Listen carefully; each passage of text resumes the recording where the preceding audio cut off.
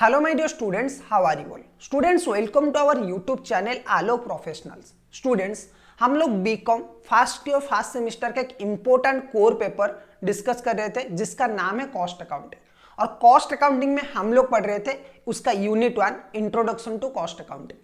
अभी तक हमने डिस्कस क्या किया है सर? अभी तक हमने डिस्कस किया है कॉस्ट अकाउंटिंग क्या होता है, costing, cost accounting, cost accountancy में डिफरेंस क्या होता है, एडवांटेजेस, डिसएडवांटेजेस, उसके बाद essential features of a good cost accounting system, difference between cost accounting and financial accounting.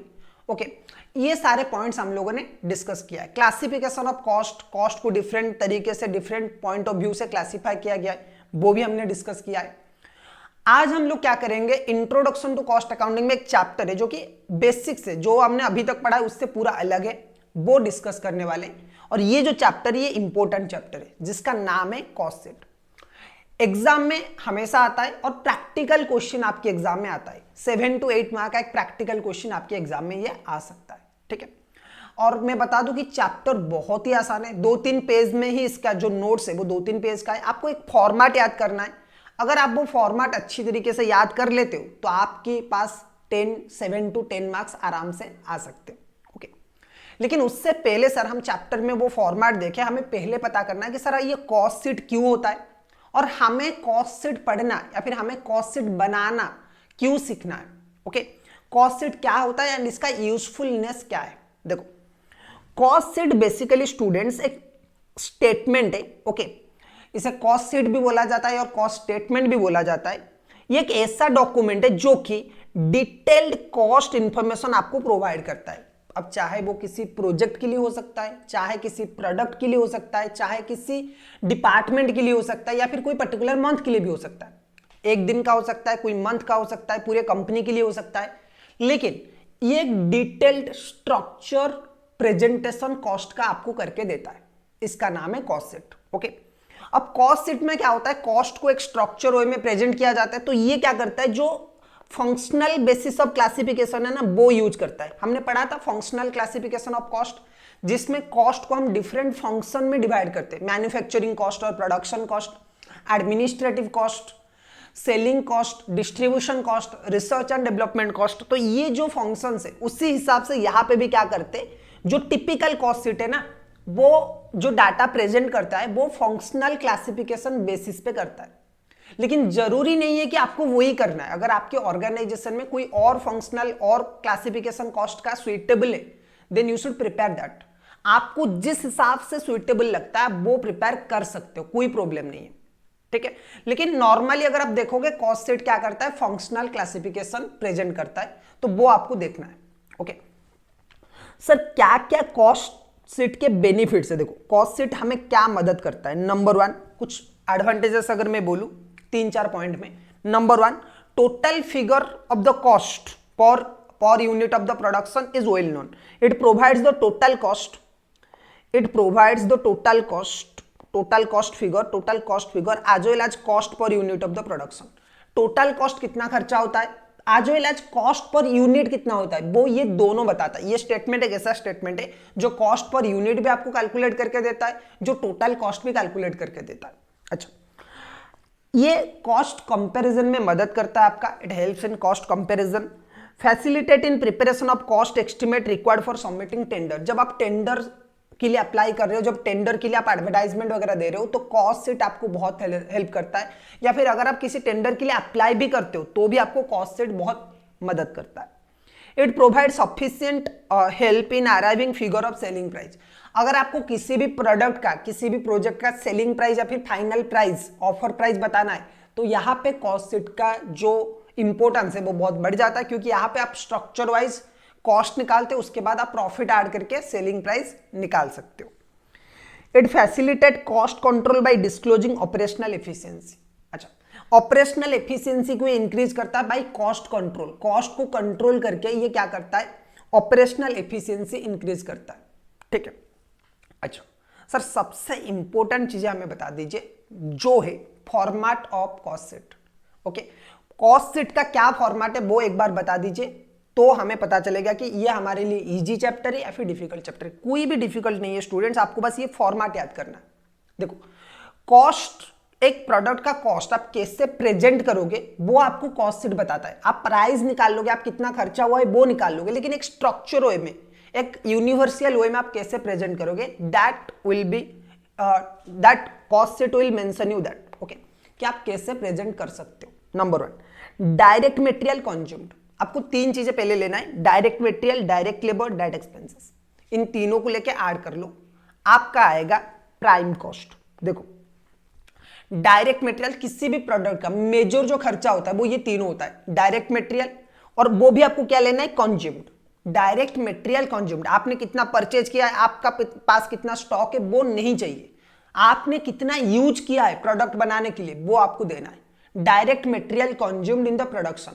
Okay, अब कैसे डायरेक्ट मटेरियल कंज्यूम्ड सर कैसे कंप्यूट होता है वो हम लोग नोट में देखने वाले। ओके, सो पहले आपको लेना है डायरेक्ट मटेरियल कंज्यूम्ड, उसके बाद जो दूसरा चीज आपको लेना है वो है एम्प्लॉय कॉस्ट। डायरेक्ट मटेरियल लेना है, डायरेक्ट लेबर लेना है, डायरेक्ट एक्सपेंसेस लेना है। और मैंने आपको बोला था कि direct material, direct labour, direct expenses, ये तीनों मिलके क्या होते हैं, प्राइम कॉस्ट।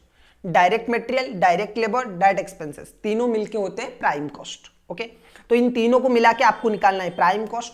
प्राइम कॉस्ट के बाद आपको लेना है फैक्ट्री ओवरहेड। यहां से स्टार्ट होता है इनडायरेक्ट कॉस्ट के जो सिलसिले, इनडायरेक्ट कॉस्ट की जो इंपॉर्टेंस है वो यहां से स्टार्ट होता है। एक बार आपने प्राइम कॉस्ट निकाल लिया by adding all direct expenditures और all direct cost, direct material, direct labour, direct expenses, आपको क्या करना है, फैक्ट्री ओवरहेड लेना है। फैक्ट्री ओवरहेड में बेसिकली क्या आता है सर, फैक्ट्री ओवरहेड में जो जो ओवरहेड फैक्ट्री में इंकर्ड होते वो सब आपके फैक्ट्री ओवरहेड में आते हैं। पूरे डिटेल में हम लोग डिस्कस करने वाले हैं कि फैक्ट्री ओवरहेड में क्या आता है। ओके, अभी बस एक बार ये फॉर्मेट आप देख लो। प्राइम कॉस्ट में आपको ऐड करना है फैक्ट्री ओवरहेड और प्रोडक्शन ओवरहेड। ओके, इसमें फिर आपका आ जाएगा gross work cost. Factory overhead add करने के बाद जो आपका आएगा वो आएगा क्या, ग्रॉस वर्क कॉस्ट। इसमें आपको ऐड करना है opening stock of WIP। Okay, opening stock of work in progress. Okay, और लेस करना है closing stock of work in progress. आपको ऐड करना है opening stock of work in progress, less करना है closing stock of work in progress. इतना करने के बाद आपका जो आएगा रिजल्ट वो क्या आएगा, वो आपका आएगा फैक्ट्री कॉस्ट और वर्क कॉस्ट। जो भी रिजल्ट आएगा, देखो प्राइम कॉस्ट में आपको ऐड करना है factory cost, sorry factory overhead. Factory overhead add करने के बाद जो आएगा वो आएगा ग्रॉस वर्क कॉस्ट। उसमें आपको ऐड करना है ओपनिंग WIP, माइनस करना है क्लोजिंग WIP। उसके बाद आपका जो आएगा वो आएगा फैक्ट्री और वर्क कॉस्ट। अब इस फैक्ट्री और वर्क कॉस्ट में आपको ऐड करना है 2-3 चीजें, जैसे कि cost of quality control. Okay, quality control cost वो आपको ऐड करना है। रिसर्च और डेवलपमेंट कॉस्ट अगर है तो रिसर्च एंड डेवलपमेंट कॉस्ट अगर वो प्रोडक्शन रिलेटेड है, रिसर्च एंड डेवलपमेंट कॉस्ट वो ऐड कर लेना है। अच्छा, एडमिनिस्ट्रेटिव कॉस्ट आपको ऐड नहीं करना है। यहां पे वो एडमिनिस्ट्रेटिव कॉस्ट जो कि प्रोडक्शन रिलेटेड है वो आपको ऐड करना है। जनरली एडमिनिस्ट्रेटिव कॉस्ट आपको ऐड नहीं करना है। ओके, क्रेडिट रिकवरीज जो वगैरह है वो आपको ऐड करना है। ओके, उसके बाद आता है पैकिंग कॉस्ट, वो आपको ऐड करना है। ओके, इतना ऐड करने के बाद जो भी administrative cost, administrative overhead related to production, वो आपको एक बार ऐड करना है। ऐड करने के बाद अगर आपको कुछ क्रेडिट वगैरह मिला है, कुछ इनकम वगैरह हुआ है प्रोडक्शन के टाइम पे, वो आपको माइनस करना है। पैकिंग कॉस्ट जो प्राइमरी पैकिंग कॉस्ट होता है वो आपको ऐड करना है। ये ऐड करने के बाद आपका आ जाएगा cost of the production. Okay, देखो हमने क्या किया है, हमने कुछ नहीं किया सर, हमने पहले ले लिया all direct expenses, direct material, direct labour, direct expenses. Okay, हो गया हमारा प्राइम कॉस्ट। प्राइम कॉस्ट में हमने ऐड किया factory overhead. Factory overhead add करने के बाद जो आया वो आ जाएगा ग्रॉस वर्क कॉस्ट। उसमें ऐड करेंगे ओपनिंग WIP, लेस करेंगे closing WIP। Opening WIP add करेंगे, क्लोजिंग WIP लेस करेंगे, जो आएगा वो आएगा फैक्ट्री और वर्क कॉस्ट।